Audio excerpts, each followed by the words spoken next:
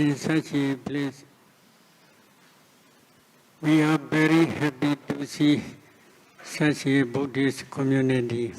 But while practicing vipassana, if you have doubt about the Abhidhamma as well as commentaries and sub-commentaries, there will be great obstacles for attainment of Nibbana. What is the reason? You should have enough faith in Buddha's teaching, especially first sermon and second sermon taught by the Buddha to 5 group bhikkhus, Pancha-Vaggiya bhikkhus. In first sermon, Dhammacakka Bodhana Sutta, Dhamma wheel setting in motion Sutta. Especially Buddha teaches Four Noble Truth only. For realization of Four Noble Truth, Buddha explained the Majjhima Patipada, the middle way for realization of Four Noble Truth and for the attainment of Nibbana. So what are Four Noble Truths? This is very important. In Dhammacakka Bodhana Sutta, Buddha explains Sankhitena Pinchu Bharane Khanda Dukkha. In brief, 5 aggregates as the object of clinging are dukkha, sacca, the noble truth of suffering. What are 5 aggregates as the object of clinging? In that sutta, Buddha does not explain in detail. What is the reason? At that time, the listeners, especially 5 group bhikkhus, Pancha-Vaggiya bhikkhus, they had already understood. If Buddha says, Sankhitena Pinchu Bharane Khanda Dukkha, in brief, 5 aggregates as the object of clinging are noble truth of suffering. They had already understood. Because of this reason, Buddha don't want to explain in detail. Again, in Khanda Vagga Sanyutta, there is one sutta, Khanda Sutta. In that Khanda Sutta, Buddha explained what is rupa badana khanda, the material aggregate as the object of clinging. How he explained? Yankinchi rupa adida nagata bishobana ijadawa biddawa olarika sukhuma hinawa banidawa yandure sandikewa sason upadaniya ayam ochati rupa badana khando. This is Buddha's explanation. What is the meaning? Whatsoever there is materiality, whether past, present or future, internal or external, gross or subtle, inferior or superior, far or near, all 11 types of materiality which are tainted and which are the object of clinging are called the aggregates as the object of clinging, rupa badana khanda. In the same way, Buddha explained Vedanu badana khanda, the feeling aggregate as the object of clinging, Sinyu badana khanda, perception aggregate as the object of clinging, Sankharu badana khanda, formations aggregate as the object of clinging, and Vijnanu badana khanda, consciousness aggregate as the object of clinging. Among these 11 types, I would like to explain a little bit more about olarika and sukhuma rupa, gross and subtle rupa. What is gross rupa? What is subtle rupa? How do you understand? Only in Abhidhamma Buddha explained in detail. If you reject Abhidhamma, you will not understand what is gross rupa, what is inferior rupa. If you do not understand this noble truth of suffering by your own direct knowledge, then you cannot attain Nibbana, you cannot realize Nibbana. What is the reason? The object of Vipassana is number one, the noble truth of suffering, dukkha, sacca, dhammas. Number two, the noble truth of the origin of suffering, Samudayasacca dhammas.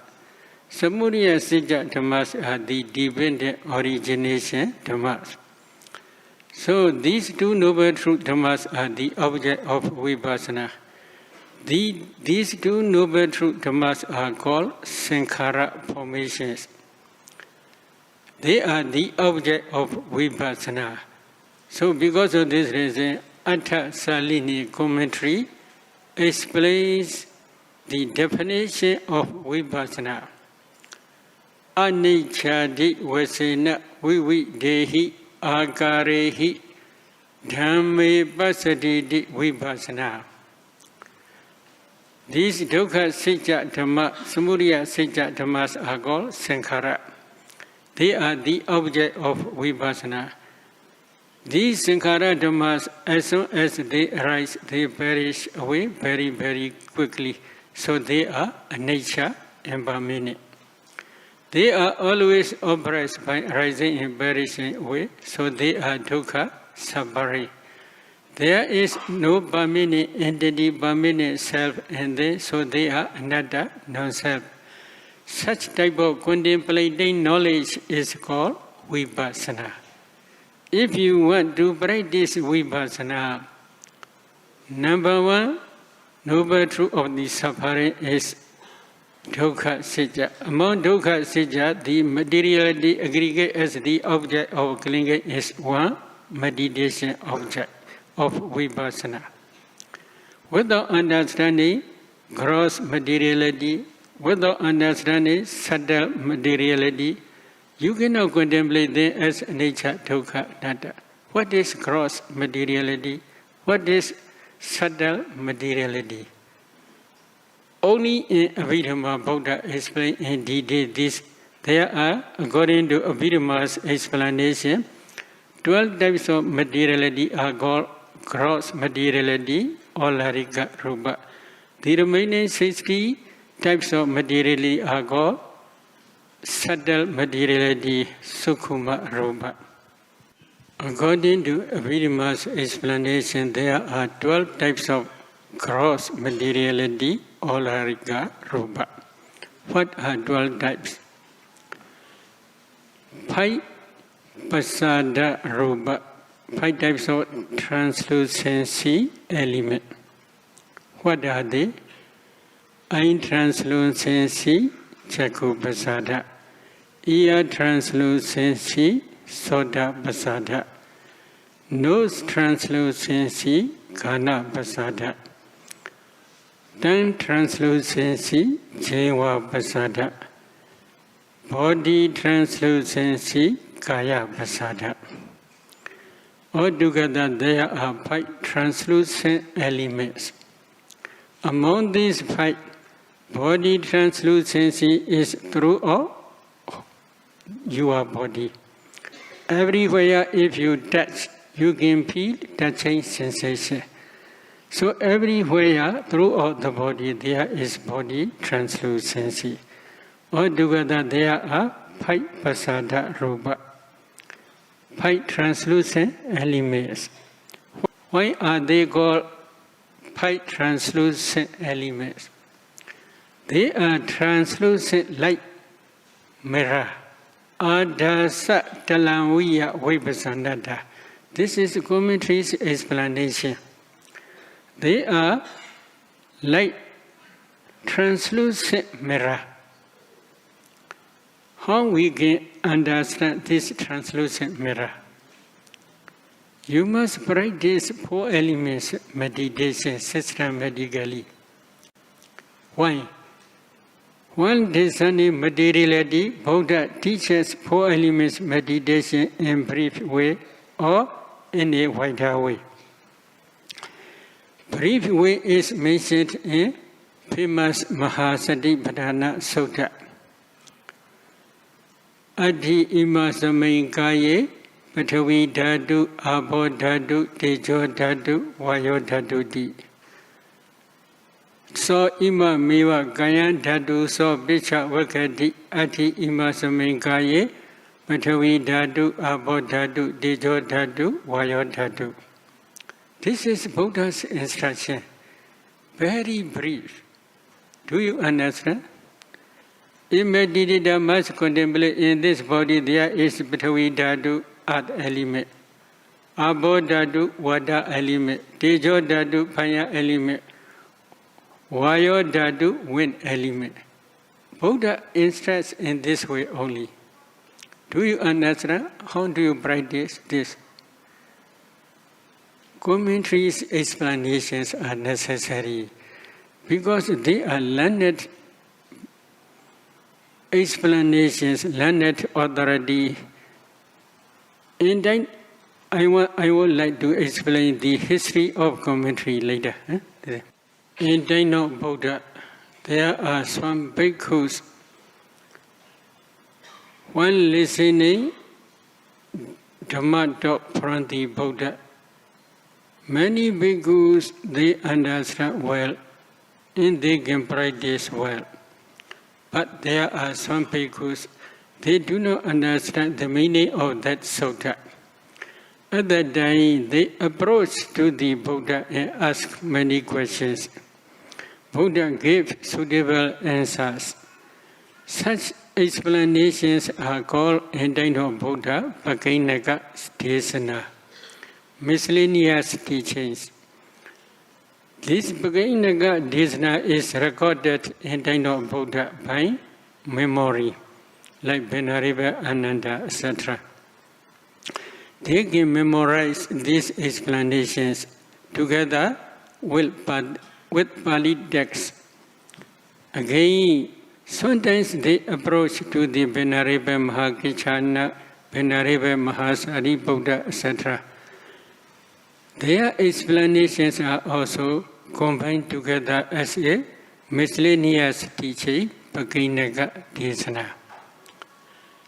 These Bhagainaka Desanas begin later original commentary after reciting first counsel. In first counsel, headed by Venerable Mahakasapa and Venerable Ananda, they recite 3 Pitakas or 5 Nikayas. After reciting 5 Nikayas or 3 Pitakas, they also recite this miscellaneous teaching, Bhagainaka Desana. After that Bhagainaka Desana began Mula Atha Katha, original commentary. After that counsel, when Venerable Mahamahinda visited to Sri Lanka to spread Dhamma, to teach Dhamma, there he carried Pali text as well as this original commentary. He teach Sri Lankan bhikkhus this Pali text and original commentary. He understand. Later generations, they cannot memorize this commentary. But this commentary will disappear very soon. So because of this reason, he translated into Sinhalese this original commentary. This Sinhalese language translation becomes Maha-Atha Katha, Great Commentary.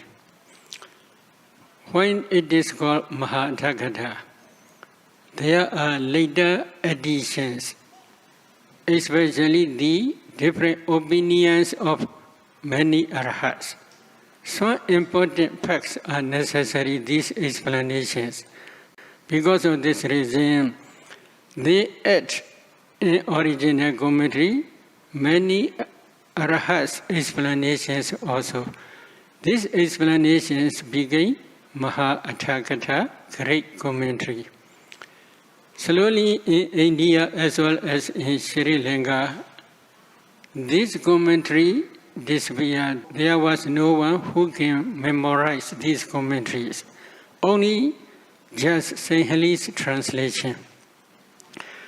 Many Indian Mahatheras, they try to translate from Sinhalese to Pali, but they are not yet successful.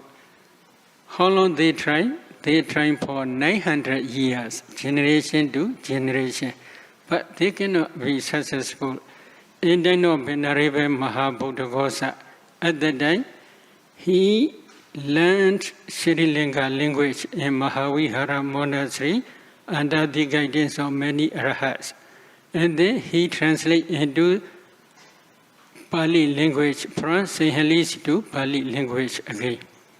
While he was translating this great commentary to Pali language, he omitted many repetitions. And then, in some cases, if it is necessary, he adds many arahats' opinions also. So this commentary begins Sangha commentary, summary of commentary. Nowadays we are learning this commentary only. This is the history of commentary. If you reject commentary, then you will not understand how to practice 4 elements meditation. Buddha teaches in this body there is Pathavi Dhatu, earth element, Abo Dhatu, water element, Tejo Dhatu, fire element, Abo Dhatu, wind element. Only this Buddha gave instruction. Do you understand how to practice? In this case, if you want to understand materiality, you must definitely practice 4 elements meditation.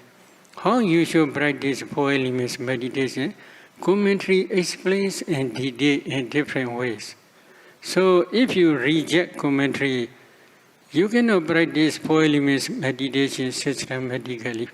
Then you cannot see gross materiality and subtle materiality.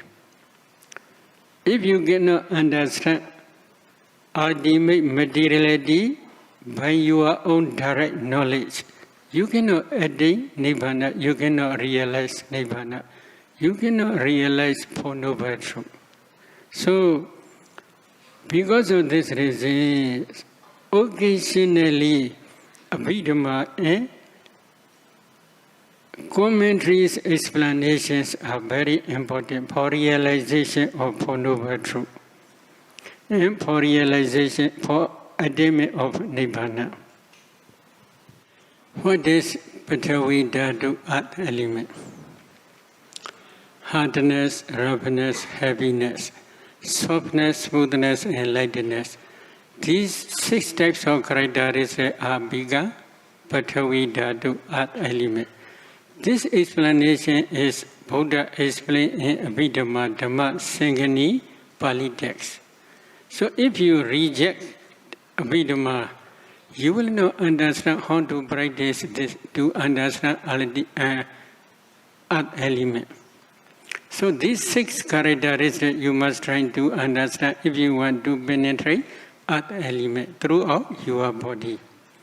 And then again, water element. What is water element? Flowing and cohesion. These are also explained in some suttas, but especially in detail, Buddha explained in Abhidhamma. Then, what is Tejo Dhatu, fire element? Heat and cold, these 2 characteristics are fire element. What is Vayo Dhatu, wind element?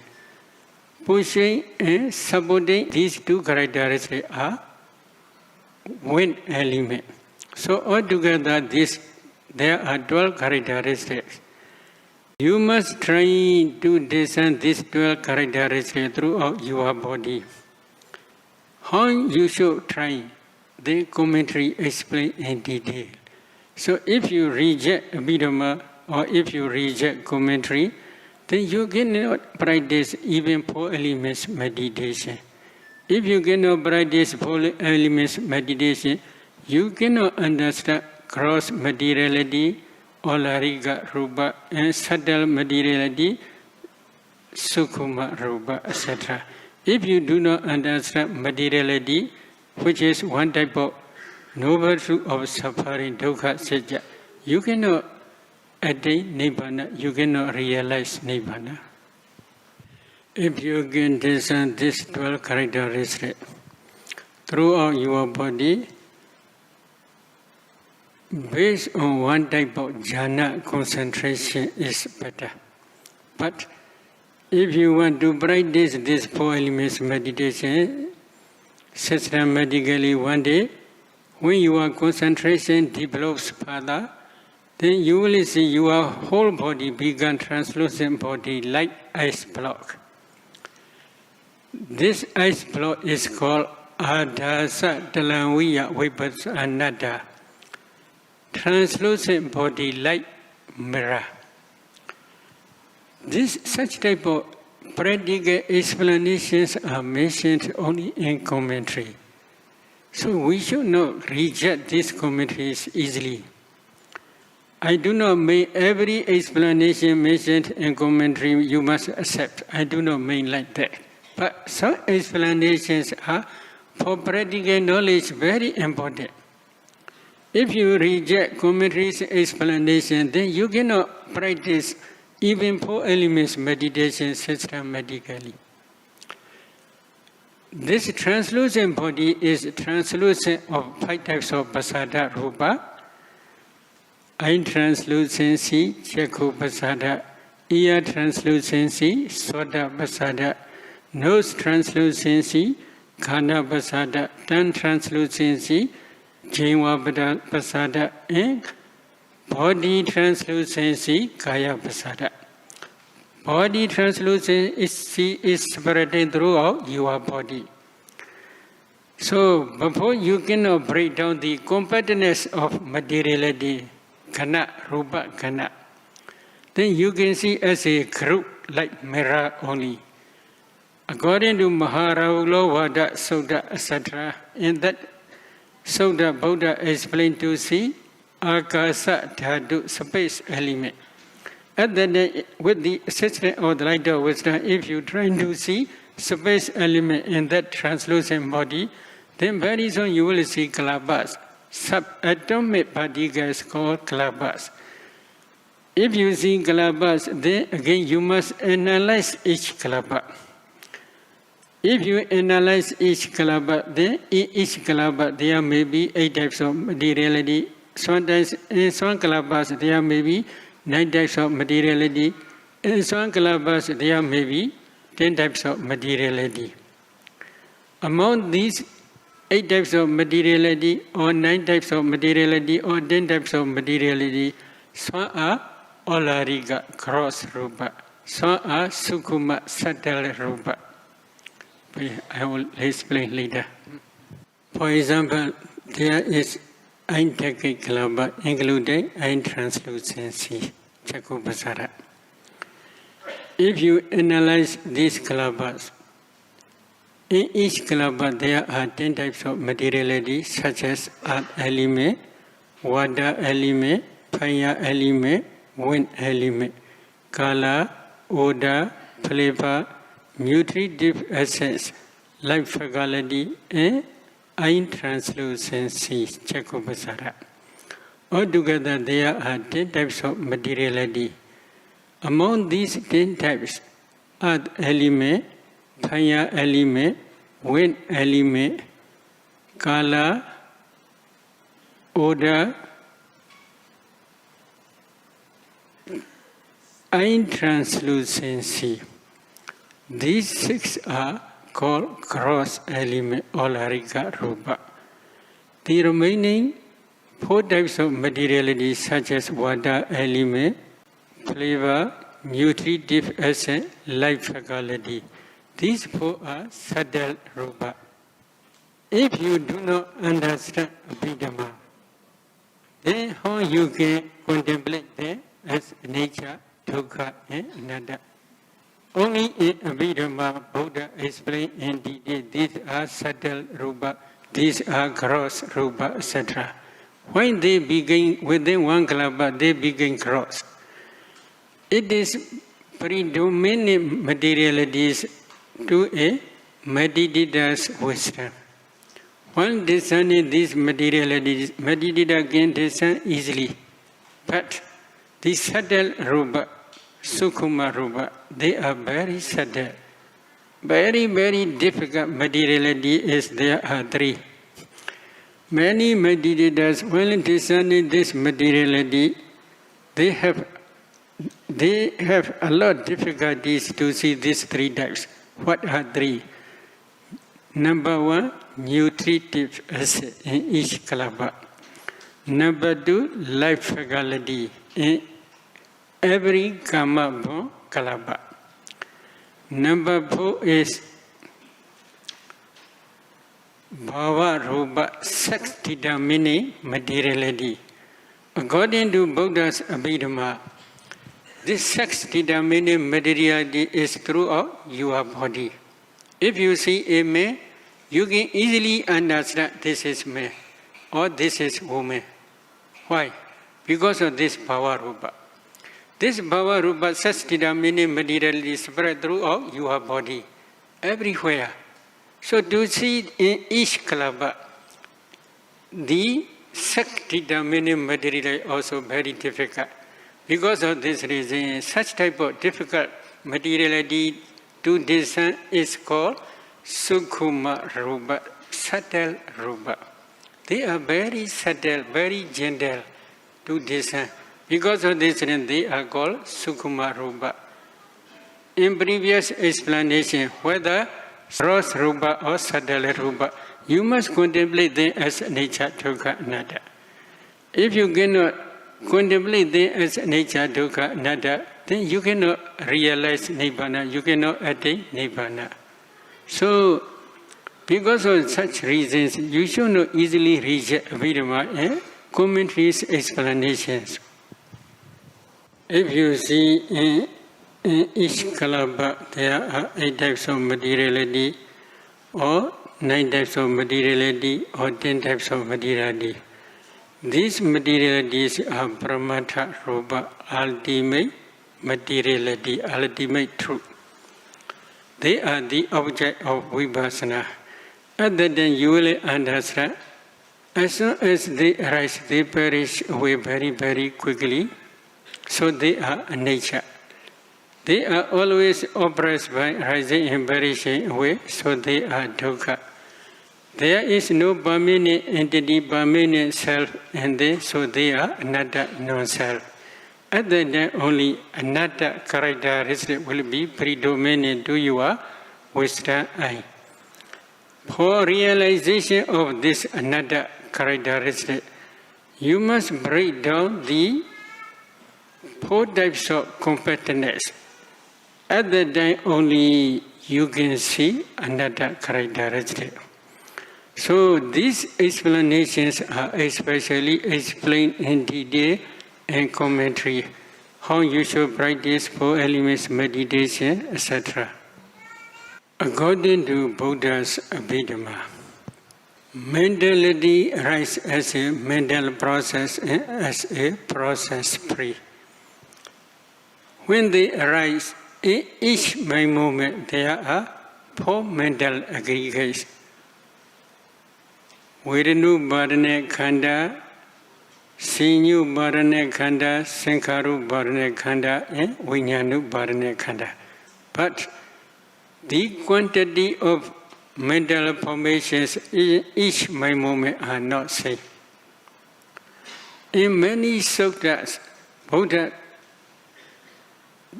does not explain in detail the combination of mental formations in each mind moment. For example, in Chula Rahula Vada Sutta, Buddha explained Chakku anicca, eye translucency is anicca. Rupa anicca, colors are also anicca. Chakku Vijnana anicca. Eye consciousness also anicca. Chakku Sampasa anicca. Chakku Sampasa eye contact also anicca. Yambidan Chakku Sampasa Bisha Obijadi Virana Gada Sinya Gada Sankhara Gada Vijnana Gada Tambi anicca. Because of the eye contact, Chakku Sampasa, there arise Vedana, Sinya, Sankhara, and Vijnana. They are also nature. In this way, Buddha explained. But what is Vedana, what is Sinya, what are Sankhara? These Sankharas, in each mind moment, the quantity of Sankhara, mental factors, are not seeing each other. Because of this reason, sometimes when actually practicing vipassana, you must try to see this ultimate materiality in each mind moment. At that time, if you do not understand Abhidhamma, then you cannot contemplate them in the right way as nature, dukkha, and anatta. I would like to explain with one example. You may have already know that our bodhisattva practice under the body tree for attainment of Buddhahood. Finally, what he do? He practiced vipassana in different ways. After practicing vipassana in different ways, finally he practiced Anapanna jhana as anicca, dukkha, and anatta. He re-established Anapanna fourth jhana again. When the light of wisdom is very, very bright, he go back to Anapanna first jhana again. He re-established Anapanna first jhana. Emerging from Anapanna first jhana, he contemplates first jhana dhammas as anicca, dukkha, and anatta systematically. When his vipassana insight becomes mature, he had already begun Sotapanna Satrivanna. He realized Nibbana first time. Then, secondly, he re-established Anapanna second jhana. Emerging from second jhana, Anapanna second jhana, he contemplates Anapanna second jhana dhammas as anicca, dukkha, and anatta systematically. Again, he realized Nibbana. He began Sagadagami once Radhana. Again, he re-established Anapanna jhana. Emerging from Anapanna jhana, he contemplates that jhana dhammas as anicca, dukkha, and anatta systematically. When his vipassana insight becomes mature, he had already attained anagami stage. And then his anagami path in fruition knowledge realized Nibbana again. Again, he re-established Anapanna fourth jhana. He contemplates Anapanna fourth jhana dhammas as anicca, dukkha, and anatta systematically. When his vipassana insight becomes mature, he had already attained Arhat stage. His Arhat path in fruition knowledge realized Nibbana again. But his Arhat path is concomitant with omniscient knowledge, Savinyutta Jnana. At that time, he had already begun self-enlightened Buddha, Sama Sambuddha. In this case, what are Pajjana Dhammas? Anapanna Pajjana Dhammas. Do you understand? This is the problem. If you reject Abhidhamma, you will not understand how to contemplate these Pajjana Dhammas. If you reject commentary, you will not understand how to contemplate these Pajjana Dhammas. One example I will show.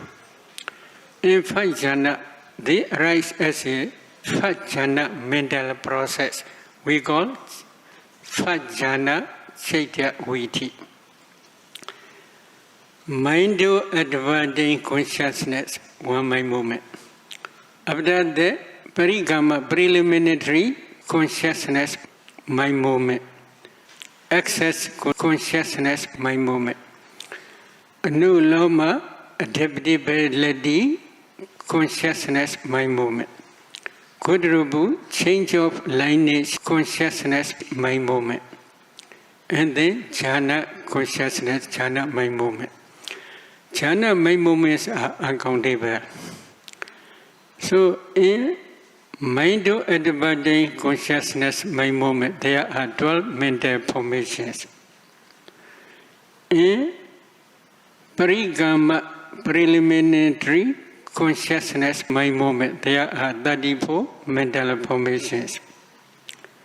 In upachara, access consciousness, mind movement, there are also 34 mental formations.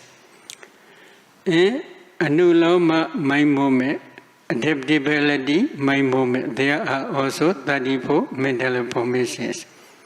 In Godrubu, mind movement, change of lineage, mind movement, there are also 34 mental formations.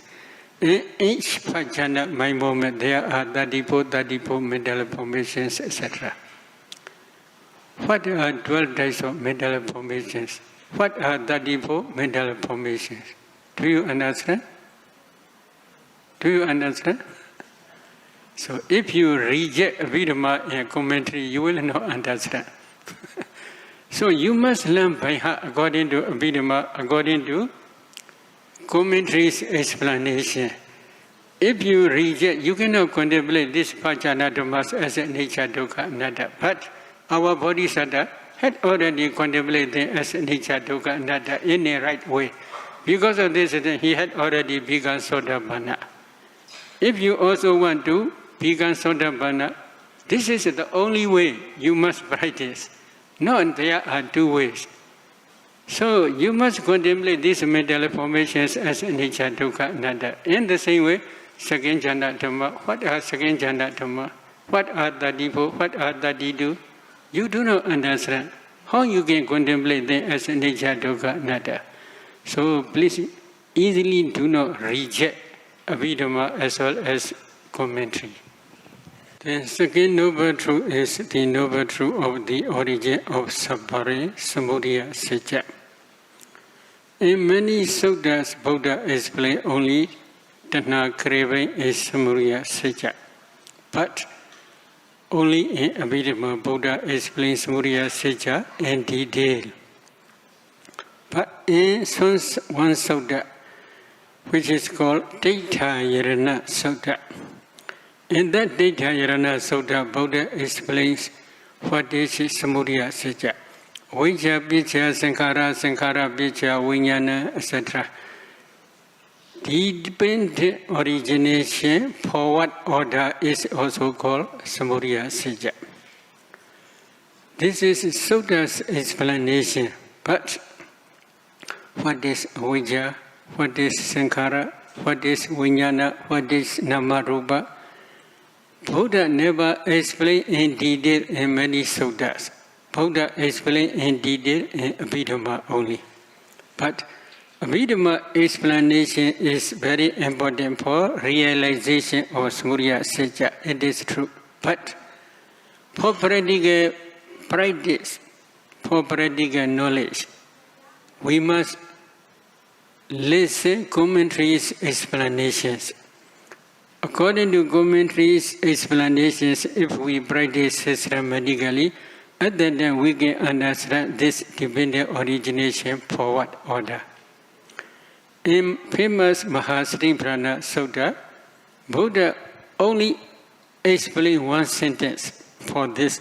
Samudaya Dhamma Nubasiva Kaya Same Viharati. This is only short information. How do you practice to understand this dependent origination according to Mahasatiprana Sutta? One sentence only. So because of this reason, sometimes Abhidhamma explanations commentaries, explanations are also necessary for realization of Samudayasacca, the noble truth of the origin of suffering. Again, Nirodhasacca. In famous Mahasatipatthana Sutta, Buddha explains Vaya Dhamma Nupa Siva Kaya Same Viharati, one sentence only. For ordinary meditator, it is not easy to understand the meaning of this sentence. We must rely on commentaries explanation and again sub-commentaries explanation. Why?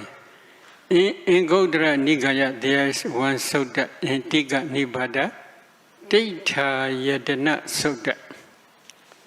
In that sutta, Buddha explained Kataminja Bhikkhave Dukkha Nirodha Riya Secca Vijaya Deva Asesa Viraga Nirodha Sankhara Nirodha Sankhara Nirodha Vijnana Nirodha etc. The dependent origination negative order is also called Nirodhasacca. Avijja Nirodha Sankhara Nirodha. Because of the complete cessation of avijja, sankharas also cease completely without remainder. When this avijja will cease completely without remainder? How do you think? While practicing vipassana, you must try to understand this Nirodhasacca. When the avijja will cease completely without remainder. At that time, we must rely on commentaries and sub-commentaries explanation. For example, in this case, Visuddhimagga Mahadika sub-commentary explains Avijja Nirodha Rupa Nirodhoti Agga Megga Jnanena Avijjaya Anubhada Nirodhato Anagadasa Rupasa Anubhada Nirodho Hoti Pichya Bhavi Abhavato. This is sub-commentary's explanation. We call Tika. Tika's explanation. We should not reject easily this explanation. Why? Avijja will cease completely without remainder when a meditator will attain arhatship. Because of the power of arhat bhat, avijja will cease completely without remainder. Now you are practicing vipassana only, you are not yet become a arhat. One day in future, you will become arhat if you practice diligently and systematically. At that time, because of the power of arhat bhat, avijja will cease completely without remainder. Because of the complete cessation of avijja, the concomitant mental patterns, tanha, kriya, upadana, kalinga, they also will cease completely without remainder together with avijja. Because of the complete cessation of ignorance, avijja, kriya, tanha, kalinga, upadana, then before attaining arhat stage, you had already accumulated throughout your samsara wholesome karma and unwholesome karmas, but they have no power to produce new future existence after final cessation, Nibbana. At the Nibbana stage, final cessation stage, 5 aggregates will cease completely without remainder. After final cessation, there will be no more new future existing, new future, but because of the all wholesome karma and unwholesome karma have no power to produce new future existing because there is no supporting cause for the avijja, tanha, upadana, ignorance, kriya, and kalinga. Because of this reason, we can say avijja, ignorance, tanha, kriya, upadana, kalinga. Sankhara, volitional formations, and karma potency. All five causes cease completely without remainder because of the power of Arahant. When the five causes cease completely without remainder at the final stage, Nibbana stage, final cessation stage, Nibbana stage, five aggregates, this is last mind moment which arises and cease. After final cessation, there will be no more new future existence. Such type of complete cessation of both cause and effect. You must try to see this both cause and effect complete cessation when practicing vipassana. This is one type of Nirodhasacca. When practicing vipassana, especially at the Uddiyabhya Jnana stage, you must try to see this cessation. Without understanding Abhidhamma and without accepting commentary and sub-commentaries explanation, you cannot understand the meaning of this Nirodhasacca. You cannot practice thoroughly in the right way for realization of this Nirodhasacca. Again, Mega Sacca, Noble Eightfold Path Dhammas. While practicing vipassana, five noble fetters. Samadhi is right understanding of Four Noble Truth. Sammasankappa is right understanding, right application of the mind to the Four Noble Truth object. Sammavayama is right effort for realization of Four Noble Truth. Sammasati is right mindfulness of the Four Noble Truth object. Samma Samadhi is right concentration on Four Noble Truth object. These are five noble path fetters. While practicing vipassana, when you contemplate vipassana insight as nature dukkha anatta, that vipassana insight, usually there are 34 mental formations. There are 34 associated mental formations with vipassana insight. Among 34, these five noble fetters are also included. When contemplating vipassana insight as nature dukkha anatta, then you will understand this noble eightfold and noble five fetters. Again, if you can contemplate Samma Vacha, right speech, Samma Kammanta, right action, Samma Ajiva, right livelihood as nature dukkha anatta, other than also you will understand these three fetters.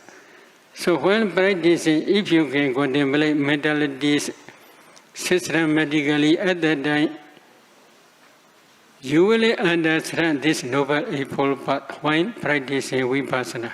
One day, when your vipassana insight becomes mature, at the end of matured insight knowledge, you may realize Nibbana by path knowledge and fruition knowledge. That Nibbana is supramundane Nirodhasacca. When realizing Nibbana, your path knowledge will associate 37 mental formations usually. What are 37? You must not reject easily. Only in Abhidhamma explains how many mental formations are there when realizing Nibbana, etc. So among these 37 mental formations, Noble Eightfold Path also include. At that time only, when you reflect these 37 mental formations, including path knowledge which realize Nibbana, at that time only you will understand Noble Eightfold Path. So altogether there are Four Noble Truths.